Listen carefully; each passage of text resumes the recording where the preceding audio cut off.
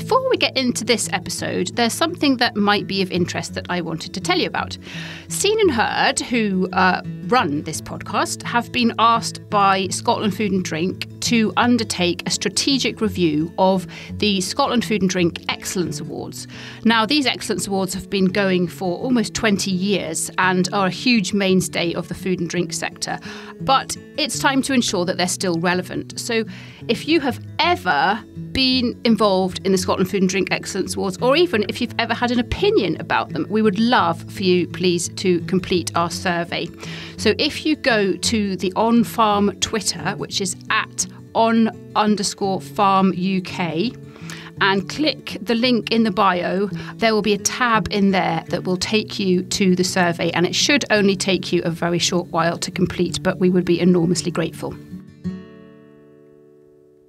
Thank you for downloading this latest episode of On Farm Podcast. It's Monty here again, and for this episode we're back with our friends at the Moredun Research Institute. What we're looking at here is how difficult it is to celebrate your big birthday when we're in the middle of a global pandemic. Here we have an organisation, the Moredun, who should have been celebrating their centenary.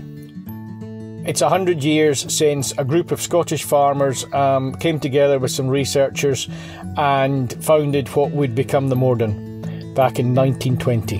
In early March, when we didn't know what we know now, there was a palpable excitement about the 100th anniversary, and we had a great reception planned for it. We were really disappointed earlier this year when, due to the COVID, we had to cancel our national flagship event, Sheep 2020, and we had planned for that event a major celebration of Moredun's centenary.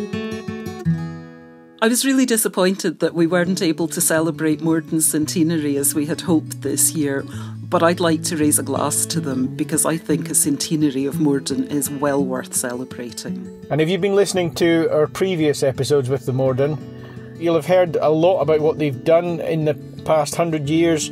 It's an absolutely fantastic organisation, a fantastic resource for Scottish farmers, a fantastic resource for livestock farmers, basically globally. It just makes me wonder, actually, how many flocks and individual animals and just what the results of Moredun have been in the past 100 years. You know, they've saved millions of animals and they've saved thousands and millions of pounds for farmers and really helped businesses. So it's only right that we take this opportunity to mark the centenary. So bear with us, guys, because this is a bit of a different on-farm podcast. We're going to try and have our own virtual drinks reception to celebrate the centenary of Moredun. Just to put us all in the mood and to remind us what a drinks party actually sounds like, we've recycled some sound effects from the NFU Scotland conference, believe it or not, and through the magic of podcasting, we've brought together some well-wishers who, had there been physical celebrations, I'm sure they would have been top of the guest list. So, grab yourself a vol au vent, pick up a cocktail stick with a bit of cheese, a bit of pineapple and a bit of ham, if you must, and pour yourself a glass of fizz. Personally, I'm just going to float around a little bit. We're going to hear what other people at the party have to say. We've got folk here from all across government, science, the livestock sectors, and they're all sharing stories. Each has one thing in common, though: affection for and gratitude to the Moredun Research Institute. Moredun is completely unique. I'm not aware of any other research institute in the world that has the same farmer focus and the same drive to deal with animal disease outbreaks. I'm Sheila Voas. I work for Scottish Government as the Chief Veterinary Officer. I have responsibility for things like animal disease, where it's notifiable, animal welfare, policy development, and I rely very heavily on others, vets, scientists, to do my role. I know that my colleagues in England, Wales, Northern Ireland and further afield are very jealous of the relationship that we as Scottish Government have with Moredun and the way that we're able to communicate with them and get information at very short notice very often. Moredun is a wonderful organisation and not an awful lot of people know about it which is sad because they do an excellent job on behalf of Scottish farmers and indeed farmers more widely across the UK. It's a unique organisation as far as I'm aware in that it's largely farmer-led, and so a lot of the research and work that is done is quite close to application. It's not so much the blue sky science. That means that we have access to scientists, to research, to vets, to other professionals who are at the cutting edge, who know what they're talking about. And it means that as a policymaker, I can go to them, get information and use that in policy development. And one of the bits that I value most is the ability just to pick up the phone and to speak to somebody who knows the research but is also close enough to the farmer to understand what can be done and what can't. That was Sheila Voas there, Scotland's chief vet. Thanks very much, Sheila. Next up, I'm just going to nip over here and try and hear what this chap over here is saying. This is someone that we last spoke to for an on-farm at the NFU Scotland conference, which, remember, is where we recorded these excellent sound effects. Nigel Miller, I'm a farmer in the Scottish borders. I trained as a vet and I was with the NFU Scotland for quite a few years. I was president for 4 years, having quite a sentence with the union. I think Moredun's kind of been a sort of an ever-present sort of body in my life in many ways, and that during Foot and Mouth I was working as a vet and there was a group from Moredun there, and I forged some pretty good friendships at that stage and got some really good advice from people that knew what they were doing. So that really set me on a course which has meant that I've worked with Moredun quite a bit since then. And that connection is real, and it's all over Scotland. If you speak to farmers, they respect Moredun. They've probably been to either farm meetings or evening meetings and had the opportunity to speak directly to scientists. And I think some of their scientists are pretty good at not just presenting their specialist expertise, but actually listening to farmers and understanding their real problems. I suppose a good example is, there are real problems in Orkney with Cryptosporidia, and one of the Moredun scientists actually set up a project there. Really just focused on that particular issue. That's the sort of interactive relationship which makes Moredun special. And it's not just in Scotland. Moredun's pretty active in England and in Wales and has a big membership there. So that's quite a remarkable achievement for a Scottish institute. And straying out of the animal health side, Moredun are currently working on COVID and doing quite a lot there, which is really fantastic. One Health is very topical, the interaction between human health, animal health and the environment. And the work that Moredun are doing is a wonderful example of that. Animal scientists used to testing large quantities of samples, working to do that in humans, but also looking at livestock susceptibility to COVID viruses and things. So there are lots and lots of examples. The idea that animal health researchers and scientists might also play a part in working on human medicines and health and vice versa is a kind of reality just now, and it has to be with the world as it is just now. And it's very relevant to the work of Moredun. A concept which you might have heard referred to in our previous episodes as One Health. One Health isn't a new topic.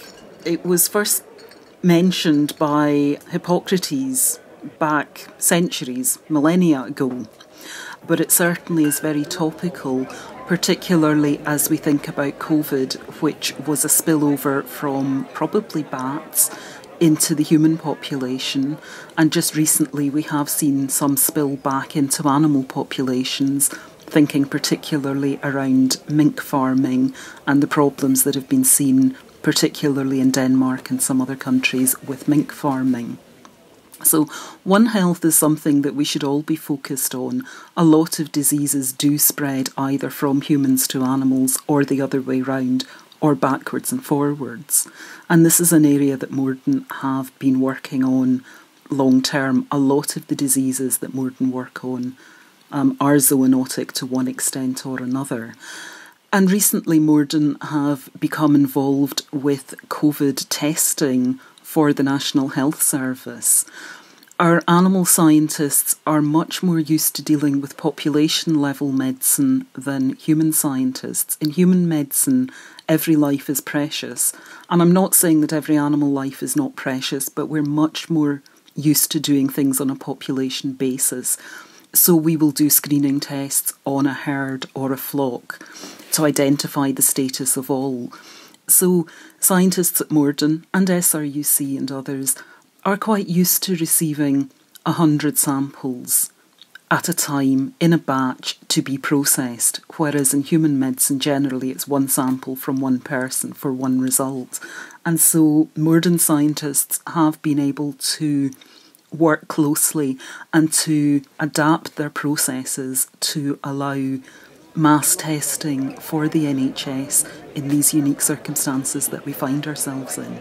Moredun's response to the COVID epidemic has been maybe a fitting celebration of what the founders intended. And as Nigel Miller says, in the absence of a year of parties and celebrations, stepping up to the mark and showing its true mettle and what research and animal research and Moredun can do is the next best thing. The ability of the scientists to actually take part in virus testing for the COVID epidemic has been really important for Scotland and has, I suppose, shown the skills and versatility and the biosecurity that Moredun can offer, not just for us, the farming community, but for the whole of society. And that's an amazing resource, and I think probably a fitting celebration of 100 years. We are definitely fortunate to have Moredun active and working so hard on behalf of the livestock industry in the UK. I'm Phil Stocker, and I'm the Chief Executive of the National Sheep Association. With Moredun being a very practical research institute, I often feel that we're in the luxurious position of coming up with the problems with an expectation that they're going to find some solutions for us, and there's many examples where that would be the case. You know, we're very in touch with lots of practical farmers on the ground, and our sheep industry in the UK faces a wide range of different challenges, I guess. A lot of them fairly unique to the individual farm or to individual regions. And we would have worked very closely with Moredun on real practical challenges, such as the growing resistance in wormers in sheep. At the other end of the spectrum, we've got a range of what we term iceberg diseases that affect the sheep industry, things like OPA and Medovisna and Johne's disease and one or two others. And again, Moredun have done some really groundbreaking work on trying to get a handle on just to what extent that those problems are affecting the industry, but also look at ways that we can identify the scale of the problems on farms and what sort of approach that we can do to overcome those problems, whether that be the development of a vaccine or more recently, in the case of OPA, the development of a scanning service that allows farmers to go through a risk assessment. So there's many ways that we worked on very practical problems that occur on sheep farms that Moredun then go ahead and do some of that exploration, development of appropriate techniques, and also the creation of some really valuable advice and information for the sheep industry. They are based up in Scotland, and I guess a lot of people would view them as being a Scottish organisation, but on the ground they reach out and work very effectively with farmers right across the whole of the UK, and not just within the UK as well. I mean, they pushed for many years to work in partnership with European research organisations and much further afield to, as far as South America and Africa, and obviously in New Zealand and other big livestock keeping nations as well. So they've undoubtedly got a global reach. And yet they managed to make their work very relevant and applicable to farmers on the ground. And I would assume that is the same for farmers in Africa or South America as it is for farmers here in the UK. But our experience as a sheep farming organisation in the UK is that they really go out of their way to understand even regional differences within our own nation. There's a lot of work going on in diseases that are relevant in low and middle income countries. For example, like the malignant catarrhal fever vaccine that's been basically now being rolled out in sub-Saharan Africa. I think there's a danger of us all getting a little bit too isolationist at the moment, and to be involved in an organisation that looks outwards is very refreshing, particularly in the current environment. My name's Bridget Taylor. I'm a farm veterinary surgeon. I've worked in the East Cheshire area for nearly 32 years now. Over the years, I've increasingly specialised in dairy cattle, beef cattle and sheep mainly, particularly interested in control of infectious diseases, and particularly as well knowledge transfer, training small groups of farmer in things like control of disease and artificial insemination and responsible use of medicines. Those are my sort of top things that keep me busy in practice on a day-to-day basis at the moment.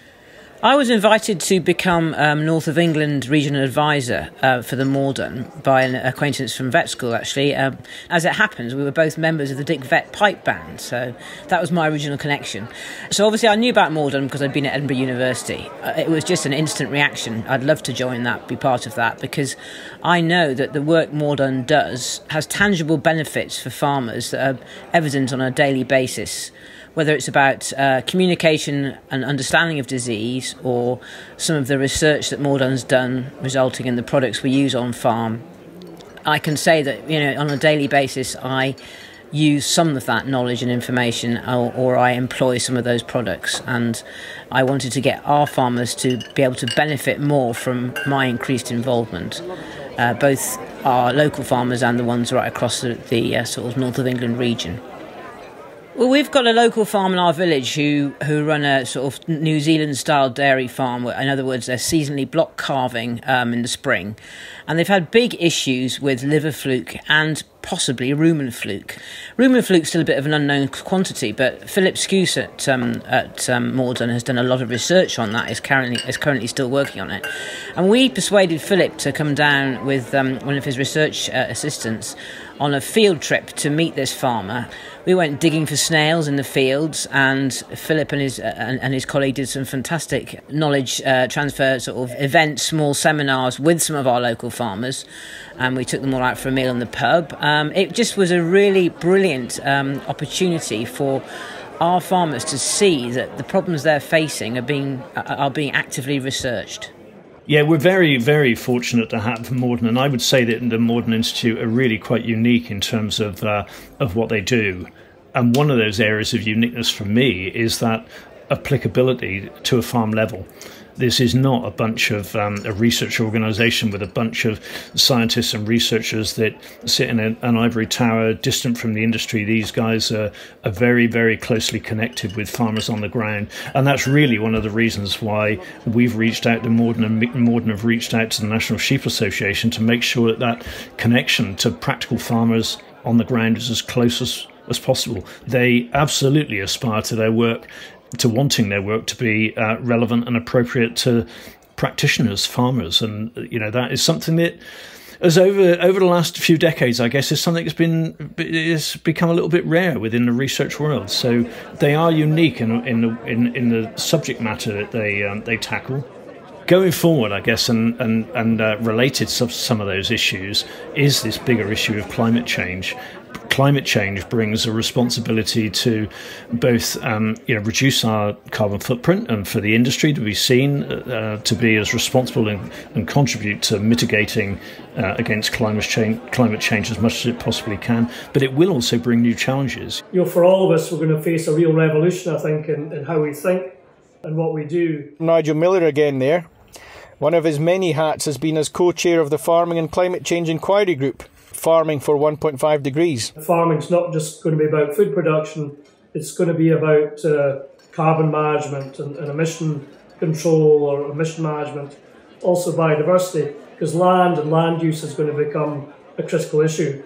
So, a really big challenge, and as I say, disease management is going to be huge in that. It's one of the few win-wins in livestock production. Even the UK Climate Change Committee have identified animal health as a key priority. So Moredun's going to actually play a pivotal role in meeting that challenge, I think.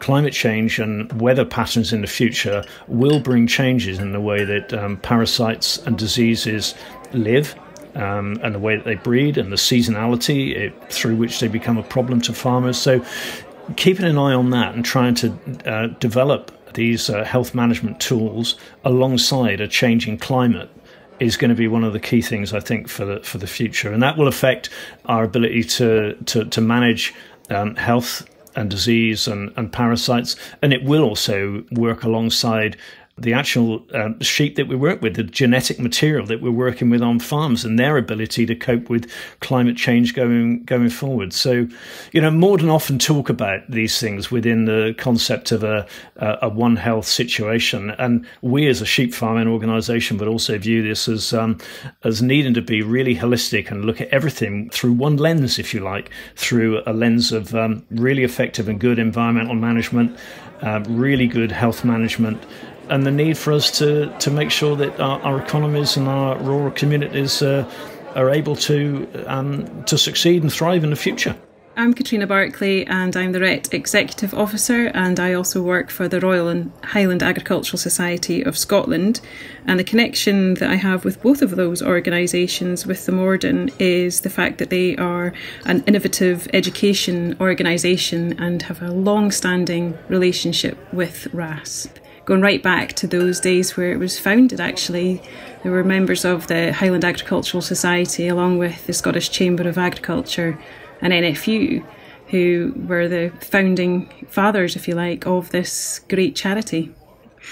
Listening back to the previous podcast you've already done on Moredun really sent me on a bit of a memory, thinking back to the jobs I've had before where I am just now. It turns out that Katrina actually used to work very closely with Moredun scientists in a previous role at the Scottish Organic Producers Association, when she was helping farmers to create livestock management plans. The joys of learning the acronym FEC, the fecal egg count, and working with a number of vets around animal health plans and understanding what they meant by a clostridial disease, can't even say it now, it just reminded me of the work that farmers invest in their animals and how much pride is in there as well. And yes, I know that, picking up poo samples and looking at it through a microscope is not for everybody, but I remember the first time being out on a farm when we were doing a farm walk, looking at, well, how do you sample? Where do you sample? And the work that Moredun do going out to farms to help put this sort of practice into context so that farmers and people like myself at the time can understand how do you go about counting eggs in animal faeces? The last time I spoke to somebody from Moredun physically face to face was way back at the start of the year at the NFUS conference, an incredibly noisy foyer, as those of you who attend it will understand. That's the same conference that we stole this party sound effects from, by the way. And it was a conversation around the planning of getting the Moredun laboratory out to RHET events and how many could we actually fit in the coming year.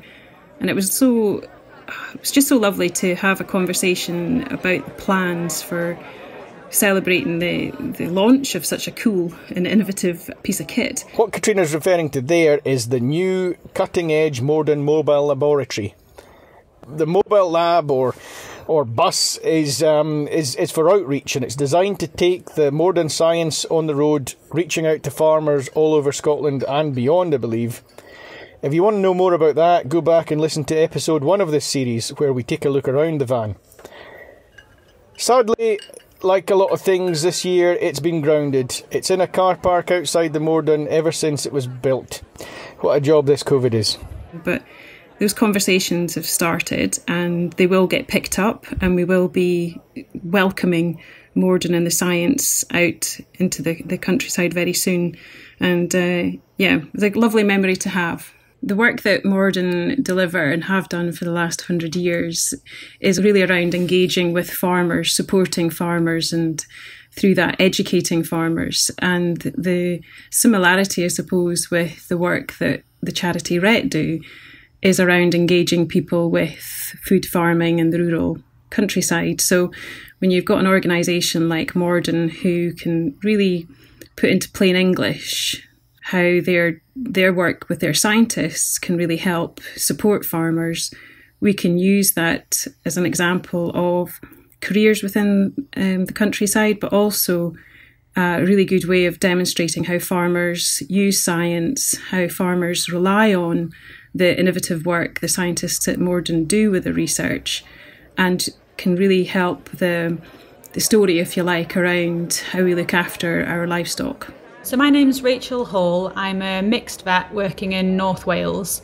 I've only recently graduated university, so just a COVID graduate from summer 2020, originally from a dairy farm in West Yorkshire, which is actually how I first came involved with Moredun. So my parents were having a problem with Neospora on the dairy farm, and we attended a meeting in North Yorkshire held by Moredun, where we learnt more about the technical side of Neospora.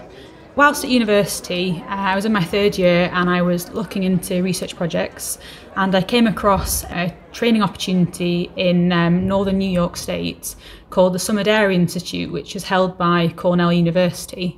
The training school required a significant amount of funding to be able to attend it, and alone I wouldn't have been able to afford that whilst I was at university.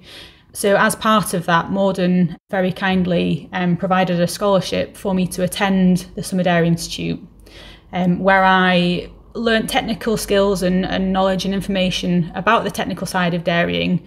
And another major benefit of Moredun is that it's heavily involved in the communication side of science, and that was a major skill that I developed at Summer Dairy Institute as well. How we work with people most effectively, how we can get optimal outcomes, and also the transfer of knowledge, not just in a one direction, but from farm clients to vets to researchers and back the way as well. One of the unique selling points of Moredun is that the information goes both ways, which is really remarkable. A real credit to Moredun, really.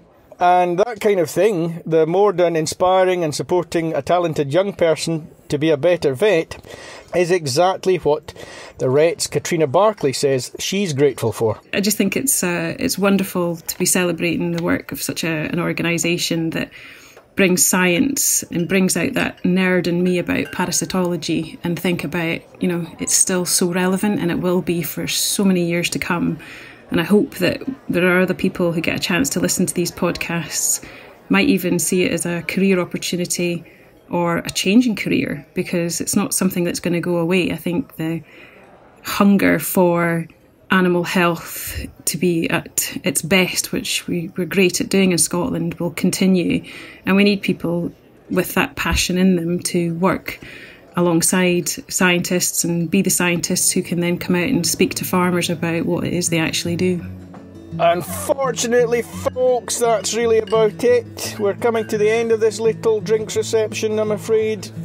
The canapes ran out a long while ago, and the bar, well, it's just about drunk dry. I think there are going to be a few sore heads in the morning, and by the look of that lot over there, they're going out to keep the night going.